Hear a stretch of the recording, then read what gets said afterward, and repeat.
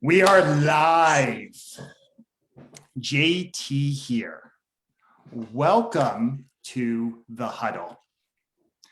The Huddle is where I sit down with successful people from the world of sport and coaching.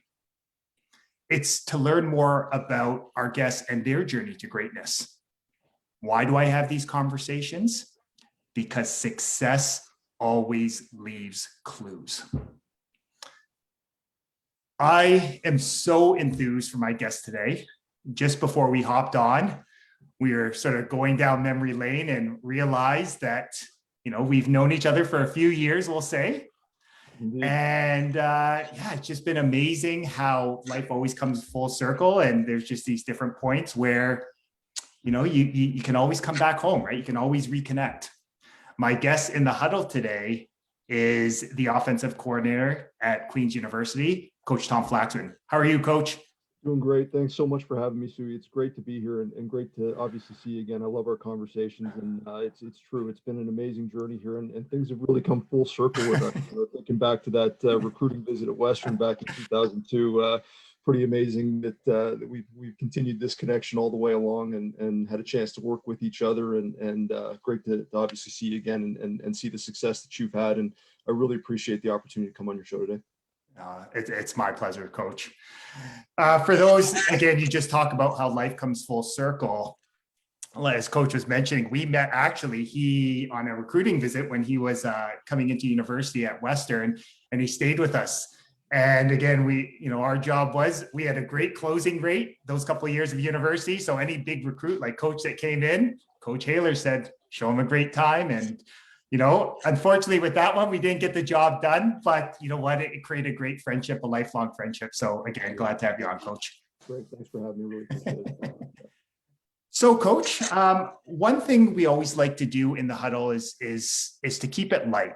One thing I always talk about is, hey, life is a game. Games are supposed to be fun.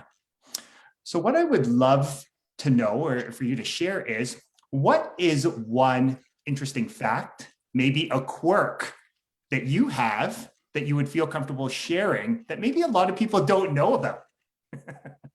One quirk. Wow. I mean, I could give you something really generic, like, I like to play golf or something like that, but I got to come up with something better than that. An interesting quirk, I would say, but not necessarily a quirk, but one of the interests I have outside of the sport of football, and obviously football is a very all-encompassing game, and we as coaches, certainly the ones that do it professionally, spend the vast majority of our time, day and night, thinking about the game and working on the game, whether it be from a recruiting or coaching thing. But really, in my spare time, one of the things I really, really enjoy doing is reading about nonfiction books, history, political science, things of that nature, because I really think we're living in a very interesting world right now, and it to me, I really find it very stimulating and interesting to go back and read historical books and kind of learn about human nature from the past and try to apply it to some of the things that we're seeing in the world today. History doesn't necessarily repeat itself, but certainly I do think that human nature has a tendency to repeat itself. So I think you can learn a lot about the current times and the future by reading about the past. So it's something that I've always had a passion for, and I've certainly carried that forward, and obviously with all the isolation I've had a chance to kind of recapture that aspect of it. So that's one of the things that's really interesting me right now outside of football is kind of going back and finding that passion of reading, about the past and applying it to some of the things that are happening in the future. Yeah. And what I love about that, Coach, is just that simple reminder that great leaders have a growth mindset, right? They're always looking to learn, whether it's, on the football field, whether it's just, about history or just learning different things and just having that open mind. So again, I think that speaks volumes about who you are as a leader. Thank you. Yeah. And I think it's so important, that we continue to read and grow all the time. And that's certainly something that I've got a real passion for. I don't read a lot of fiction books. I read a lot of nonfiction books. I listen to a lot of podcasts on leadership and motivation and things like that. And I think pursuing that is crucial. And like you said, a growth mindset, I think in life is so crucial to success and in leadership and in in positions like the one I'm fortunate enough to have. Yeah. So, Coach, what I want to do before we get kicked off here is I really just want to take a moment just to send you a sense of gratitude. The one thing that I've really learned from first knowing you, right, as when we were student athletes to working with you on staff with the Junior Mustangs is I've always really admired your level of professionalism. Like I love how you are so driven by people first and just how you just do things the right way. So I just really want to say from the bottom of my heart, it's been a great reminder about what's important, and it's really a lesson that I continue to apply to my life today. So thank you for teaching me that and inspiring me to constantly push to be better at it. Well, thank you very much for bringing that up, and I really appreciate that. And I'm glad that's something you've taken. And to me, it's whether you're in football or in any leadership position, any sport, any leadership business in that you might be in from a business standpoint, it's all about the people, isn't it? Like, I mean, I think we get caught up, certainly in my profession as coaches, of worrying about the X's and O's, but in life, it's all about the relationships you have and the relationships you build and the people that you work with. And I think, anytime that, as a leader, you can build people up and you can really get to know them and understand the things that they're about, and really hopefully leave a great lasting impression on somebody, and build an amazing relationship where those people know that you're always going to be there for them and there to support them. And I think that if you can build that culture throughout your organization, I think you're going to have people that want to be there, want to work hard, and want to be a part of what you're doing. And I really believe that, in my profession, we always get, like I said, get caught up in the X's and O's, but 90% of it is about the people. 10% is about, it's the old saying, it's not about the X's and O's, it's about the Jimmies and Joes, it's about the people, whether it's the people you work with or whether it's the players that you have on your roster. It's about building those relationships and supporting those people. And I love how you relate it back to life and just how it's a principle that you can apply to any area of your life. Absolutely. So what I would love to know is you've been blessed with a lot of different experiences, right? You played at a couple different schools, and then you've also coached and been in prominent leadership positions. You've been at the offensive coordinator at multiple schools. You've coordinated specials. So you've had a very diverse, you've also been in charge of, head of recruiting. So I'm curious, in all those experiences, what role has sport played for you in your life? And what would you say has probably been the biggest lesson you've taken away from it?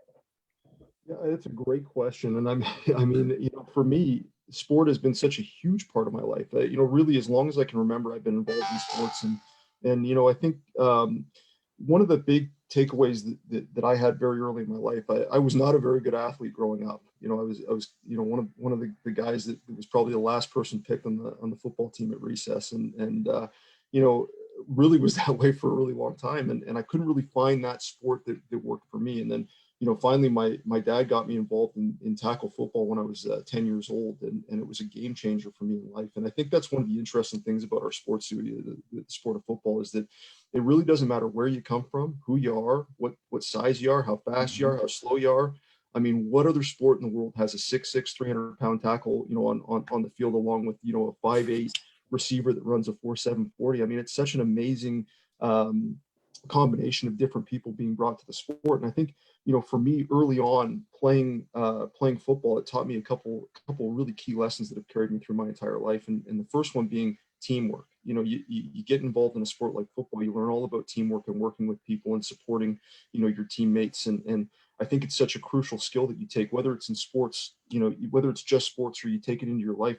Teamwork, it's what makes any organization or any system work, is having a great team and working together and learning that to kind of check those egos at the door, and it's all about kind of a common goal that you're working towards. And I think that's what was great about the sport of football for me at a young age, was learning those lessons and knowing that when you're part of a team and you're working hard together, it really makes that reward at the end when you do accomplish it such a special experience. When you can accomplish a goal with a group of people, I think there's nothing better than that in the world, whether it be sport or life. And then the big lesson I learned was the hard work piece, because I think early on, I had some success early on in football, and it was one of the things that I'll never forget my father sitting me down and saying, if you really learn that goal setting piece, and he said, set some goals. You're pretty good at this game, so if you set some goals, and you work hard to achieve those goals. And really, that was very early on. I was probably 12 years old when we had this talk, and And we sat down and we went through the process of setting goals and laying out a plan of how we were going to kind of achieve those goals. And then came the work ethic and applying, the work ethic piece to the goals that I had set. And these are principles that have stuck with me all through my life. And I really feel very blessed to have had those experiences early on, because it's something I've carried through everything I've done, whether it's been as a player or as a coach. And I love that you share it. And one of the things I've really come to appreciate, coaching with you is the simplicity of your approach to the game, right? Like it really is about putting the Jimmies and the Joes in a position to thrive, to be successful.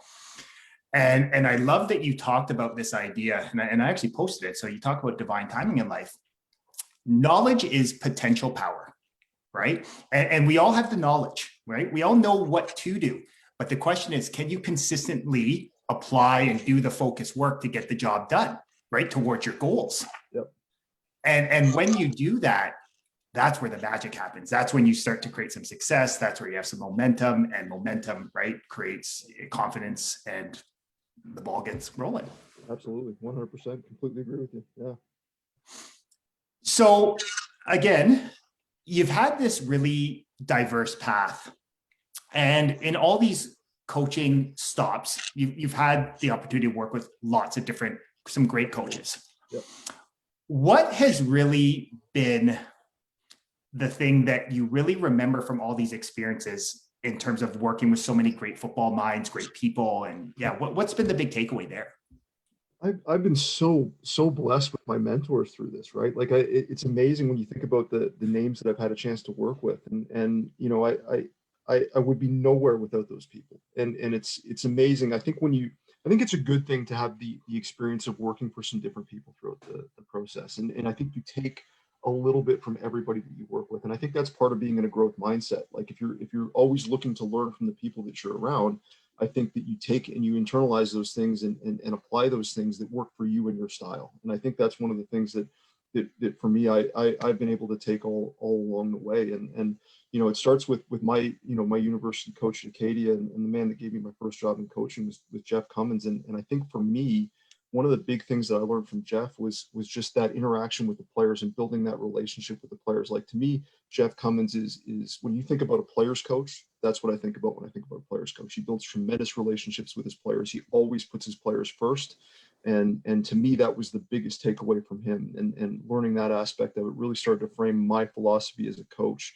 And I'm so thankful for that opportunity of having, worked with him and learning those lessons about developing a roster and developing those relationships and getting people to maximize themselves, I think is one of the things that Coach Cummins does a great job with. And it's because goals are clearly set and the pathway is clearly set, and now it's just about applying that hard work and being a part of the team. And Coach Cummins does a great job of building that. So for me, learning that from him was absolutely incredible, and that really started to frame up my overall philosophy of this game and my approach from a coaching standpoint. And then all along the way, I mean, I could go through every single coach I've worked for, and I've just learned so much from all of them. And again, I think it's about just taking every scenario that you're with these people and evaluating them. And I kept a notebook on every single coach I've worked with, just the things I really liked, the things that maybe I didn't like as much, but maybe just doesn't fit my style, kind of thing. But you keep this notebook and you're able to kind of reference and look back on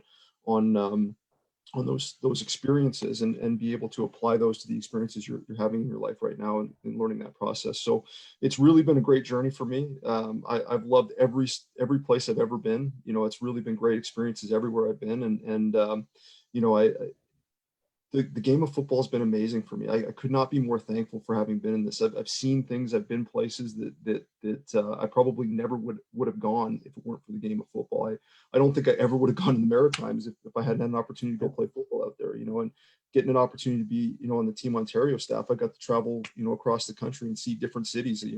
I don't think I ever would have gone to Saskatoon, but I got to go to Saskatoon with Team Ontario. So I think you really get to enjoy these experiences, through life, and the game has certainly given me a ton, and the various staffs I've been on, and the relationships that you form through that. I mean, I've got so many great friends in this game, and it's just been an incredible journey, and I love every day of it. And just hearing you share there, again, what I heard from you, again, the theme was that growth mindset, that open mind. And what I often relate that idea to is your mind is like a parachute. It works best when it's wide open. And it was interesting too, when you talked about that growth mindset. I love how you talked about, you have this little like journal that hey, this is what worked. And it really goes back to that sort of objectivity, like what's working well, what's not working well. And then I love how you talked about, how does this fit my style? Like, what's my style? Right. So how important is that? Because you've worked with a lot of great coaches, a lot of different personalities, a lot of different coaching styles. How important is it for coaches to really understand their personality, what their coaching style is, their philosophies? Like, what has been your experience with that?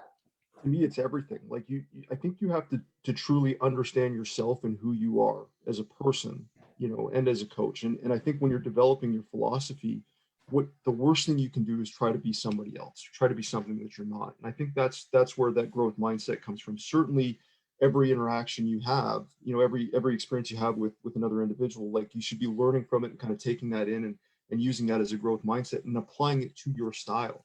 Because I think like if I and in my coaching career just tried to be Jeff Cummins, I would have been a very poor version of Jeff Cummins, because I'm not Jeff Cummins. But I can learn the things that I believe he did well, and learn from his strengths, and then try to bring it into my own philosophy as I develop that philosophy. And also your coaching philosophy, I think, is always ever evolving. It's never this scenario where it's a fixed thing. Like I think you're always trying to improve it. You're always trying to learn. You've got to be very, self-reflecting on your leadership style and the way you go about things, because times change and things change. And I think you've got to look at every interaction that you have and how can I do this better? And I think it goes back to an underlying principle of, and we talked about this a little bit earlier. If you can leave every interaction in every place better than the way you found it, I think that's a really positive way and a positive mindset to go through life with. And again, like we were talking about before, I love that, right? That impression of increase. So how have you noticed that being such a valuable principle to live by? Like from that, like how have you seen that show up in your life? Like the principle of leaving, like leaving things better. Yeah. So I mean, right? Like, for me, I've worked at a few different places. I've worked at Acadia, at University of Toronto, University of Western Ontario, McMaster, now Queen's. So I've been in a lot of different places, and I've been very involved in recruiting everywhere I've been. And recruiting is all about relationship building. You're building relationships with people, and to me, that's my philosophy when it comes to recruiting. It's not about trying to sell people on coming to a school. It's not a sales pitch. It's about building a relationship. And if you're going to bring somebody into the organization, you want it to be a good fit both ways. And I think that's a great way to kind of approach that. So, for me, if you leave all of those interactions better than the way you found it, I think that's a really positive way to go through life. Because what I found in my own experiences is, I might recruit a player at the University of Toronto. He ends up deciding to go to the University of Western Ontario. And 2 years later, I'm coaching him at the University of Western Ontario. So if I had left that interaction in a very negative way,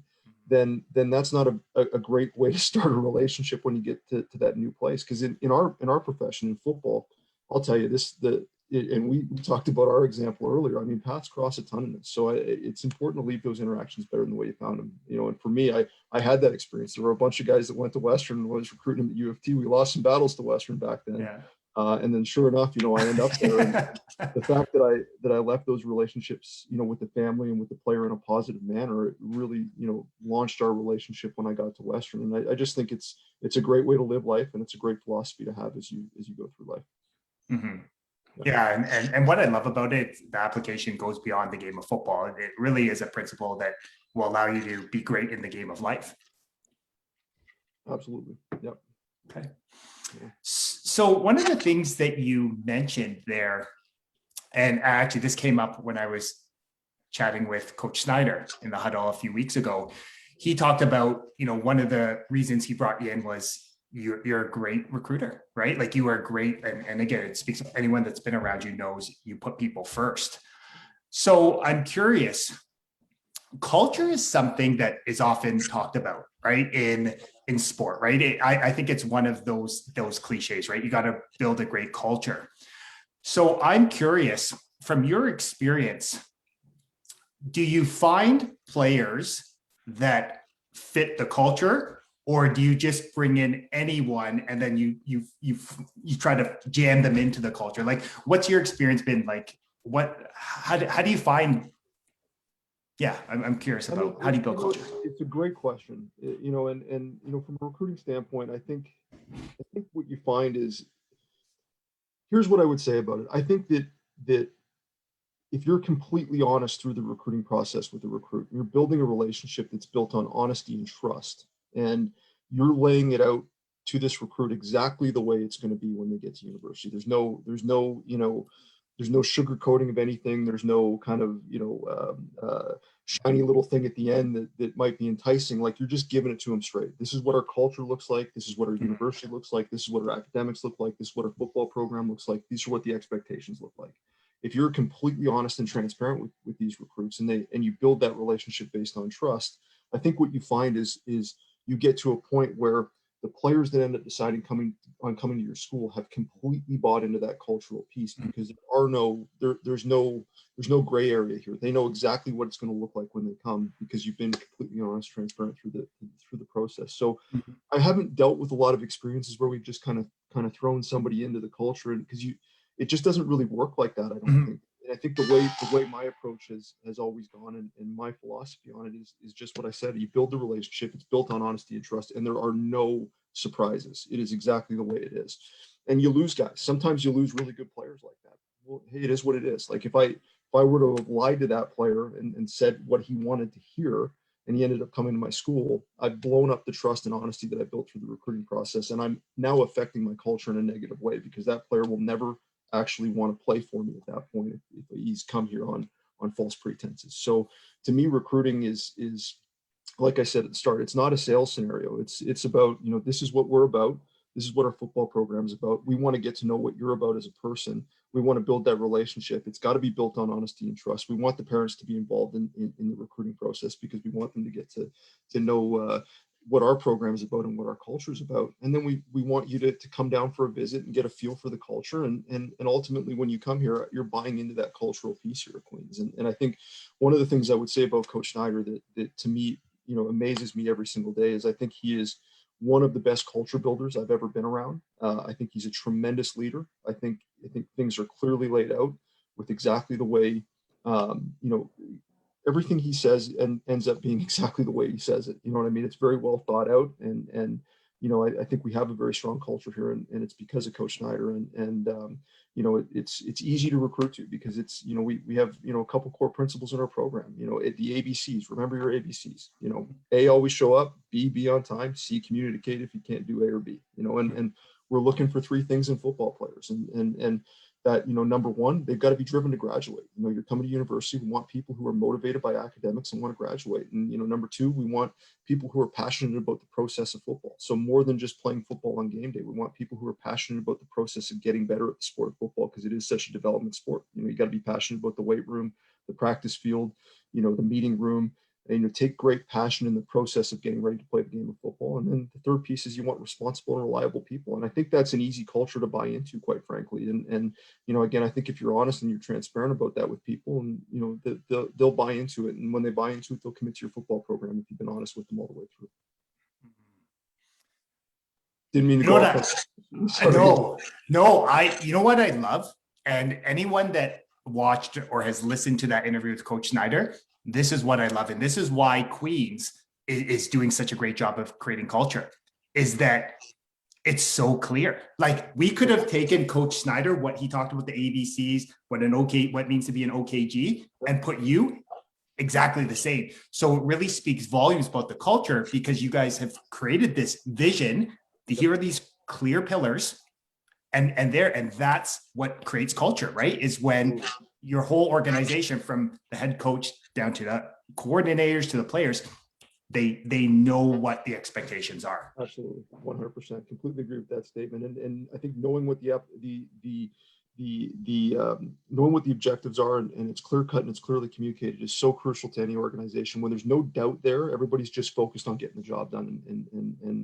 And that's what I love about Coach Schneider. It's clearly laid out, and it is it's a great culture to work in, and we've got great people here. Great, Mm. I'm so blessed to work with the guys I work with, on our coaching staff, and we have truly amazing players. Like I learn so much from our players every single day. It's absolutely incredible to work with these people, and it's really a special roster. And again, it's in large part, with the culture that Coach Snyder's created here.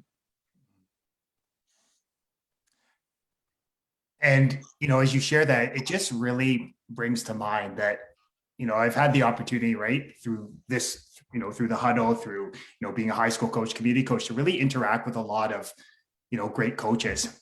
And the one thing I'll recognize here is the best coaches value people first. Like they are so focused on building that trust and again, having high standards, but they focus on building the trust first. Absolutely. I think it speaks volumes to what you talked about. It starts from the beginning when you're clear about, what the expectations are. Absolutely. 100%. You said that perfectly. I think you have to build your relationships on trust. You have to, in this business, it's all about that. Like, you're dealing with coaching the university level, you're dealing with 18 to 22-year-old young men, and you've got to build a relationship with them, and you've got to build the trust with them, and you have a responsibility to them. I mean, these are people that are going away from home in a lot of cases for the first time. And if you don't have their back, and you haven't built a great relationship with them, and you're not there to help them and support them, I mean, you know what it's like to go through university. So, I mean, there are a lot of peaks and valleys. There's a lot of ups and downs. And I think we have a really important role as coaches to be here for our players in the good times and the bad, and to really get to know them and build that relationship with them. Because sometimes an 18-year-old young man who's having a struggle, a real struggle and having a tough time, is not going to come and reach out to somebody to get help. But if you get to know these people, and you get to build trust with them, and you really get to know what makes them tick, you see when they're not doing good, and you're able to sit down and say, hey, what's going on, and what can I do to help, kind of thing. And I think when you've got that trust, you really have something to build on at that point. And if people can trust you and know that you're going to be there in the good times and the bad, I think that's a huge part of the culture and the success that you're going to have as an organization. Oh, it's a great point. One thing I'm curious is, again, you're people first, and it's been interesting because after I presented that, winning the effortless way, and I talked a lot about the idea of like self-image, developing calm and confident athletes, right, is really the foundation. It's been interesting because I remember growing up, I don't remember having those conversations, right? Like it was kind of like coaches coach, players play. Right. Yeah, you had some people that, and again, not judging, but just, different styles, right? How important is it today with the 21st century athlete to really focus on developing the whole athlete, right? Like that, not just the physical side of things, but, their social development, their emotional development. Like how important from your experience is that? It's crucial, right? Like, I think that, I mean, it's a great point you bring up.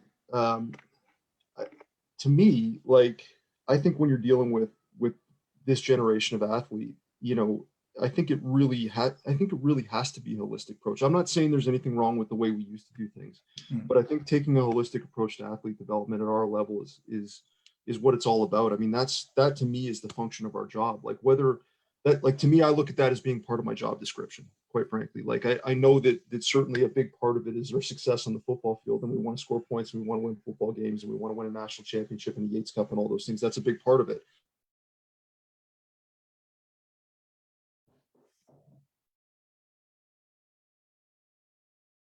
And certainly we're playing a high level sport, and our players that they have and they've created, and that's what it is. It's competitive sports. But I think in order to truly get players to buy into every aspect of your program and to really create that special culture, they have to know that you're helping them with every aspect of their life and taking interest in every aspect of your life. We do a few things here at Queens. One of the big things that Coach Snyder brought in was this Gales for Life program. And one of the things that we do with our Gales for Life program is we try to give our players experiences that they wouldn't necessarily get at university playing football. Give them some information. when we first got here, we did a presentation on teaching our players how to shake hands, and just do, shake. And not that that's necessarily a good thing in this COVID times we're dealing with, but pre-COVID, just here's a lesson on how to properly shake hands when you're meeting, a person for the first time, and doing a proper introduction. And, we do a variety of other things through that. We have, people that come in and talk about, investments and money and money management and things of that nature. And there's a wide variety of different things we do through that program. And I think that just helps to build, the overall athlete experience. Obviously, you have the academic side of it, where we talked about it, our number one core value in this football program: to be an OKG, you've got to be motivated to graduate. Well, we need to back that up with the support that we give our athletes from an academic standpoint. So we have a tremendous academic support program here. Coach McManus, our assistant head coach, defensive coordinator, does a great job of taking the lead on that and putting that academic support program together. So if you're going to prioritize academics as being part of your culture, you better be investing in academics, to give your players that support. Because if you just say, hey, academics is important, and not give your players anything, well, your players aren't going to buy into that. They're not going to believe that academics is important if you're not prioritizing it. So we prioritize it. We put a ton of resources into the academic support side of it for our student athletes. So same thing from a passion about the process of football. We have a great strength and conditioning coach here. We have a high performance center. We've invested in these parts of our program to really give the athlete the whole experience. It's not just about the football piece. We want you to grow as a student. We want you to grow as an athlete, and we want you to grow as a person when you're at university. And that's what it's all about. And we need to make sure that we're putting the support program, in place to help our athletes do that. We can't just be lip service. It's got to be something tangible that we're able to give our athlete to help develop them holistically. To me, it's our role as a coach to do that. It's as you share that, what really jumped out is this idea of, coaching or management. It's the development of people, right? It's there. And I think back to that old OUA tagline, right, where they would talk about on those games, champions for life. Amen. Yep. And that's what you guys are creating over there, is you're helping them create champions, not only on the football field, but in all areas of life. Absolutely. Yep. Absolutely. It's core value of the program, like I said, and it's one of the things when Coach Snyder first approached me about the opportunity to come to Queens that we talked about, and I immediately bought in. I'm so amazed by his culture building, as I said earlier, and just his vision for developing the athlete holistically. I think is it's impressive, and I've certainly written it down. And if I ever get the opportunity to be a head coach, there's going to be a lot of things I take from Coach Snyder in that regard, because he's been incredible to learn from and grow with in that regard. And like I said, the holistic approach to developing players, I think, is absolutely everything in our game today. Mm-hmm. And I think you bring up a great point. And, one of the things I always laugh at is when people talk about, I think about that Admiral Grace Hopper quote, where they talk about the most dangerous phrase in the English language is, well, we've always done it this way. Amen. And it's interesting that as you were sharing, I was thinking about, what is the world and our young athletes are growing up in now? Mm-hmm. They grow up in a very social media driven, right? Where people are constantly judging them, commenting and critiquing. So, one of the areas I guarantee you is, think about how challenging that would be. Like, I think back to when we were like, as a high school athlete or university, like getting criticized like that, like, one of the things we need to build up is their self-esteem, right? Is to make them feel calm and confident, because the world is just designed to pick at their flaws, to make them think that they're not good enough. And yeah, so it's a great point you bring up. Absolutely. Yeah. You're 100% right with the social media. It's changed so much too. And I kind of feel pretty blessed that you and I got to grow up at a time before this. So we kind of we saw life before kind of the matrix, saw through the matrix, so to speak. But it's definitely a different time in that regard. And it's a little scary when you go on social media, and I've tried to limit my social media a little bit. I've pulled back a little bit in the last little while, just because I think it can be a very toxic place. And it's definitely something that you have to be cognizant of in this world today when you're working with people, because it's a different time to grow up for sure. Mm-hmm. Yeah, no, definitely. So as we were chatting before we came on, it's, we'll say from a sport perspective, momentum's picking up, right? We can see the finish line. A few weeks ago, the OUA announced that, hey, the season's back on, here's the schedule.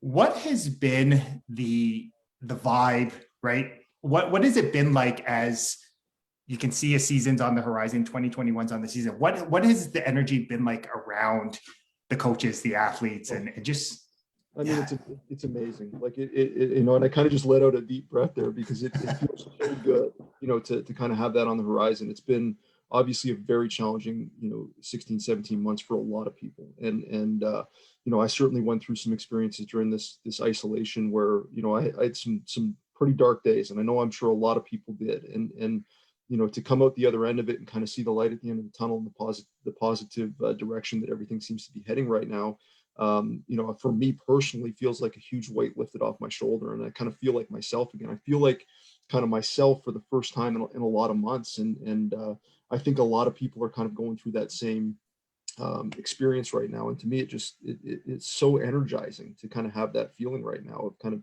you know, we're back. I think for our athletes, it's been the exact same thing. You know, we've been very engaged with our athletes throughout the course of this COVID experience that we've had here. And, you know, we've been meeting with them every single week, you know, going over football. Really from the minute this started, we've been going over film. We've been doing presentations online, going over our scheme stuff. You know, we've been doing a lot of things to prepare for the season, whether it was going to be in 2020 or 2021. We were really working hard to obviously build towards that. But now that you know it's tangible and it's there and it's not far away, I think the sense of urgency and there's just a little bit more pep in everybody's step. You know, our guys are working hard on the field right now. They're getting back into it. Certainly, when we get to August here, coming out of the August long weekend, a vast majority of our players will be back in Kingston, you know, fully vaccinated and ready to roll, and they'll be out on the field, and you know, we'll be doing kind of, you know, some practices leading up to our training camp. You know, the OUA has changed the rules a little bit where you're allowed to do a little bit more on the field during the summer, and I think it's a great policy to have taken, you know, to help our athletes get back into game shape, back into a position where they can again compete in a safe way. So we've had some of those restrictions lifted for you know the next month, and we're really looking forward to kind of getting back on the field and working with our guys, and I know they are as well. Like, we had a great meeting with the offensive line last night, and you know, you can see, you know, going over film, they're a little bit, maybe not necessarily more engaged, but they're just kind of, you know, you just kind of feel the vibe, even though it's a virtual room, that we're getting back close to being ready to play. And I think there's just a huge level of excitement. I know our guys are fired up. You know, I'm getting you know, a lot more text messages and phone calls from guys, and just, hey, you know, fired up with the season, you know, and I think it's just a really positive time to be around our student athletes. And I'm so happy that they're going to get an opportunity to get back out there, because I think that's one of the things that you know, has kind of been overlooked a little bit with our group of guys, is the fact that, you know, I mean, can you imagine, Suey, in our university career, having missed a full season of football? Like, I mean, it's kind of everything that you kind of build up to. You train hard for it, you work hard, you're passionate about the process of football, you're thinking about it, you're working hard all the time, and then all of a sudden you don't get to play the season. And to have gone through you know, an entire year of university in this virtual setting. And you know, as well from experience, I mean, you went to Western, it's a great school, it's an experienced school. There's amazing experiences and growth you have just being on a university campus and interacting with individuals. And I think, you know, for me, certainly with my experience at Acadia, small school, kind of an experienced school, you know, away from home, those kind of things, like, there's so much growth you go through at university. You know, being in that environment, not just from a football standpoint, but from an academic standpoint and a social standpoint and a personal standpoint. So I'm just so excited for our student athletes to be able to get back onto campus, to be able to interact with other student athletes, get back in, you know, and sit in lectures and listen to professors talk, and kind of get away from this virtual world, and just have that university experience again, because they haven't had it for 16 months. And it's such a special time in a young person's life to be at university. And I'm just excited our guys are going to get a chance to get back to some normalcy in that regard. Yeah, again, you could feel, like, I love how you put fired up when we were chatting over text this week, you know, that as your said, fired up. So it's just, it's you're embodying, right? Like, you're feeding off that energy. Absolutely. So I'm curious, you know, one of the amazing things here is there's so many unknowns going into the season. Mhm. So what do you think is really important going into a season where you have athletes, I mean, that maybe haven't even played a game of meaningful football in 2 seasons, right? Like, you have some athletes that are completely removed. Like, what is the first step into sort of getting them acclimatized and getting them ready to actually play again?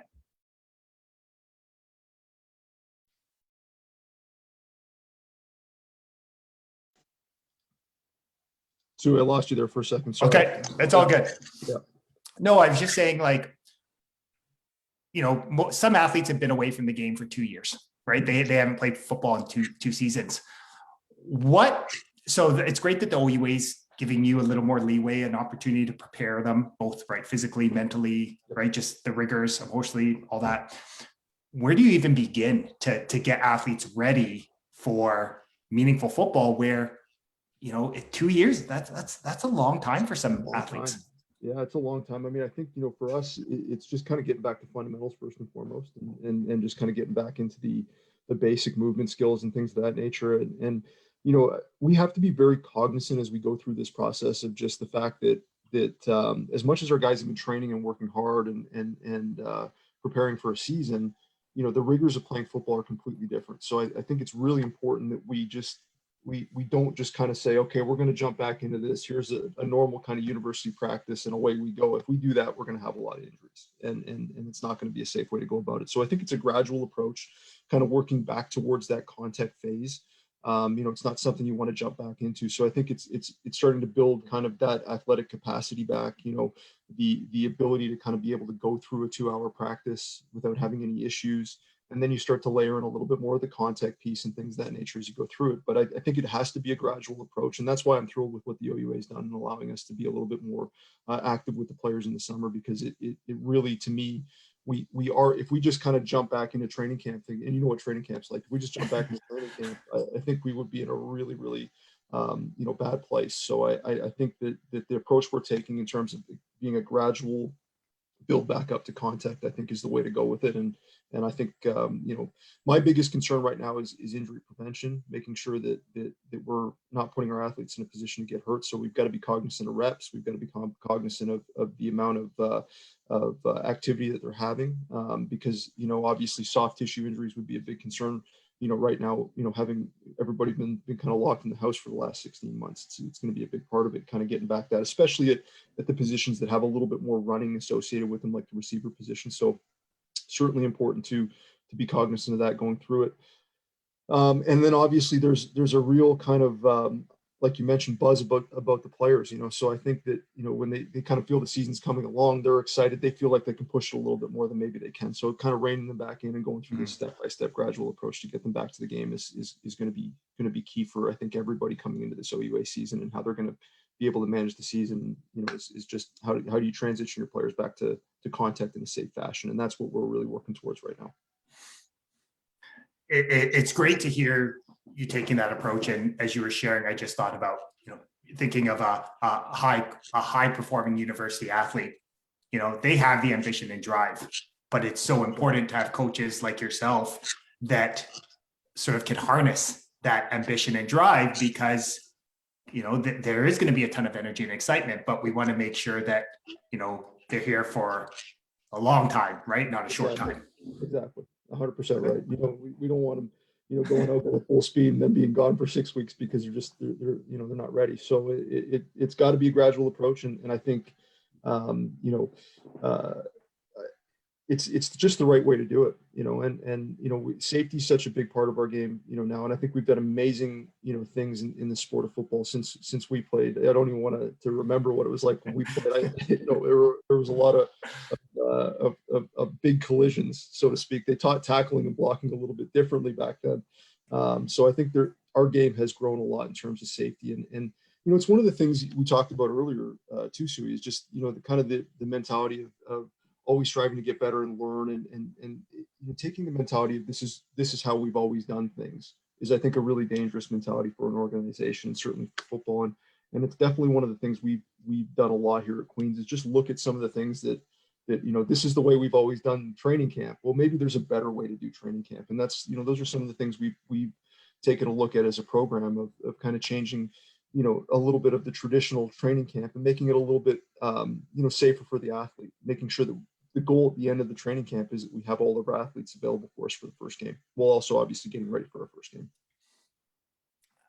I love that. Again, it came back full circle. And what really came up for me there is just challenging yourself to ask different questions.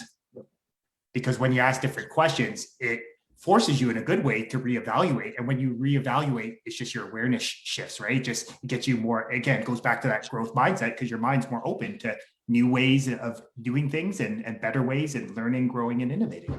100%. Okay. Yeah, absolutely. So I have one last question for you before we go. So, the game of life is interesting. And depending on when people are watching this, if they're watching it now, adversity, challenges, obstacles are going to come up. Not that we want to expect them, but we understand that that is part of the game of life. So what I would love to know from you is, what is one piece of advice, maybe some insight that you could give for someone that maybe is experiencing, a challenging time, adversity, really struggling right now? What is one thing they can do today to help get them back on their feet, to get them moving in a positive direction and start creating some positive momentum in their life again? It's an interesting question, and I think it's really important and relevant with what we're dealing with right now. And like I mentioned earlier, like I definitely had some issues through this COVID, period of just really struggling with isolation. And I hesitate to say depression or anything like that, but you feel down, you feel a little bit of anxiety about the overall situation that we're going through. And I think, like I said, a lot of people have experienced this over the last 16 months, frustration, it just felt like every day there was negative news. Do you know what I mean? Like, you turn on CNN or you turn on CBC or whatever the case may be, and it's all negative all the time. And I think that can really wear on you as a person. So one of the things that I would just encourage people to do, and I know for me, this is what's really helped me over the last couple of months, is, do something for yourself every day, something to better yourself every day. And I can't tell you exactly what it is. What it was for me was when the weather got a little bit better, I started getting back outside and I started running and walking and being more involved in nature and just being more out in the world again. And I think for me, it was an opportunity to clear my head, to refocus, and to really, just get your mind back in a positive direction. To me, exercise has always been one of the things that has kind of brought me back to a really positive place. So for me, that's the mentality I took. I got back out there and I started running again. I started jogging. I even went over to the field every once in a while and did some wind sprints and things like that. Back, like, we did back when we were playing. And for me, it was just an opportunity to get out, to get my heart rate up a little bit, to get that blood flowing a little bit and really clear my head. And I tell you, it made a massive difference in my mindset and my attitude moving forward. So I would encourage people to just, kind of reconnect with yourself, get back into something that is a positive in your life that is going to be a positive, and invest in that. Because I think a lot of times throughout this process, when we've been kind of locked inside, people they get there's no separation between kind of work and home life anymore. It's the same thing. So you're kind of just always plugged in, you're always dialed in. Get outside and do something, invest in yourself, and invest in getting a little bit better. And whatever that is for you. For me, it was exercise, but it could be anything. It could be reading a book. It could be meditating. It could be, just taking a walk and going for a hike in the forest, whatever the case may be. Just find that place where I can kind of get back to my baseline, get my mind clear. And I think that, like I said, for me, that's been a real positive over the last couple of months, of kind of getting myself back realigned. I love it, just in that, like, sort of that, whatever resets the mind, right? Whatever gets you. So again, I love the simplicity of that. So Coach, what is the best way for people to connect with you? Maybe again, this community, they're seeing something, they really, I want to play for Coach Flax, I'm really interested. Like, what is the best way for people to connect with you? So I'll give you a couple ways. Like I said, I pulled back a little bit on social media. I'm not on Facebook nearly as much as I used to be. And I know that's how we tried to connect initially there, Sue, as we get back to it. So I think for me, if you want to get a hold of me, you can find me on Twitter. Twitter is probably the best way from a social media standpoint to connect with me. Certainly all my contact information is on the Queen's website. I'll just give you my email right now. It's very simple, tom.flaxman@queensu.ca. Anybody's more than welcome to email me at any time. I'm happy to have conversations with people, and certainly we can set up Zoom calls or phone calls, whatever people would like. I just love talking to people, and learning about other people's experiences and learning from people, and anybody who wants to reach out and talk about anything in life, whether it's leadership, football, or otherwise, I'm happy to get on the phone and have a conversation, because I think that's where a big part of growth happens, is having the opportunity to communicate and talk to people and learn from their experiences and listen to people and what they've they've gone through in their lives. I think it's really important for your own personal growth to do that. So I encourage people to reach out to me. I'd love to have a conversation with you. And what we'll do, folks, whether you're listening or whether you're watching this, I'll share it all in the description section, and I'll put Coach's email and social media handle, and then you can connect with him there. I really want to take a moment, Coach, just to acknowledge you. I want to acknowledge you for the man you are, the husband you are, the son you are, the coach, but most importantly, the great human being you are. You know, I've been able to get to know you over, you know, the last few years. And I'm always blown away by your level of professionalism and how you always put people first. It's one of the things that, you know, in the later half of my coaching career, I really took from you, because you just do things the right way. And I just want to thank you for, you know, being that positive and inspiring person so I can look up to, but just, you know, just having a positive impact in my life. So thank you, Coach. Well, I really appreciate that. Those kind words are so nice to hear from, and I'm humbled by everything you just said there. So I really appreciate that, and I'm so happy to see what you're doing right now in your career and your life. I think it's amazing. You took a little bit of a leap jumping into this, and it's I think it just shows you what you can do if you make a little bit of sacrifice and you follow your dream and you follow your passion. The success you're having right now is absolutely incredible, and I think it's a real success story for people out there that chase your dreams, chase your passions. It's okay to sacrifice and take some risks to get to where you want to get to, because I think you know, that's what life's all about. And to get the most out of it, you know, take some risks, jump and work hard and have faith, and just say, oh, I'm going to make this work. I'm going to work hard enough to make this work. I'm going to take this leap of faith and I'm going to jump. And I certainly appreciate our relationship, Suey. It's been great, you know, reconnecting with you over the last 16 months has been awesome to have our conversations that we've had. And it's always a pleasure to talk with you. I learned so much every time we get on the phone and chat. And I definitely cherish our relationship and certainly look forward to talking to you again in the very near future. And it's been an honor to be on your show. I really appreciate it. And I think you're doing an amazing job with your show right now, and definitely look forward to coming out every week. Yeah, no, thank you. And I received that. Thank you very much, Coach, again, for you know, touching my heart. So here's my challenge to you, whether you're listening to this, whether you're watching this. Coach gave so many valuable nuggets of wisdom. And it goes back to what we were talking about earlier. Knowledge is potential power. The power truly gets unlocked with consistent and focused application of that knowledge. So take one idea Coach shared today and apply it to your life. When you do that, that's where you'll hit your next level of greatness. Have an amazing rest of your day, and I'll see you next time in the huddle. Have a great day, everyone.